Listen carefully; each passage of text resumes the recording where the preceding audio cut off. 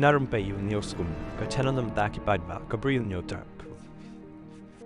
Ka National People's Party NPP kala rai ban thaw ka Executive Committee EC batamai jong ka Jaintia Hills Autonomous District Council JHADC hadin ka jingkynnoh Kyrshan nagi khat prangut ki MDC haba pen banaya kani hadin ka jing penyat ya ka jing yalang hakasi nengkong u General Secretary jong ka NPP bat sembut Menteri Ramba u ba snya balang dhar ulong ni ai Khublei ki paidbah ka rilom Jaintia bagi dan ka jingeh ba Kyrshan ya hak NPP da ka barai penjob haduk khat light liki seat Ula pentip baka jingdan pat jang NPP kalakiu syaka khat sangut hadin baka MDC Shimet na Rympei klerian ka kong Violet lengdok kalawan penyesok syaka party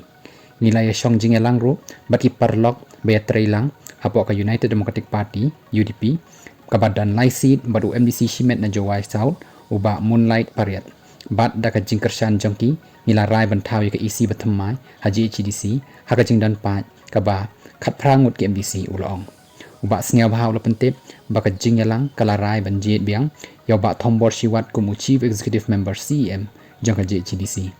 halor ka jing da seniau ka party haka election ke HDC uba seniau bahau long nilai yo tang South Seat na Khasi Hills nin sa syong bishar ban wat ikidaw haba kentat ya ka jingkynnoh ka VVP halor ka jing pendan kam ya ka bormet hari lom Jaintia uni unong yalam jang ka NPP ulong ki VVP kila yo khanyo seat na rilom Khasi hatu kamut bagi pendan kam ya ka bormet ulabo ya kani kanjing kali namar kata kam judan setia bakum kata hakasan perthai ki paidbah kila pendan kam ya laka jong ka hok nalor kani ulong ka VVP kala job tang khat nyau na ka khondai tli constituency hari lom Khasi ka Kyrshan ya ki kala hiar bah namar haka election MP barang syudep kila job na baroh khondai tli constituency hari lom Khasi tang hapo ka pra khandai banai kila la ban job tang khat nyau na ka khondai seat Ubak sengah bahau la pentip ru baka jingelang jong ka MDA kan long la syai ka sengi banyak keren halor ka election ADCs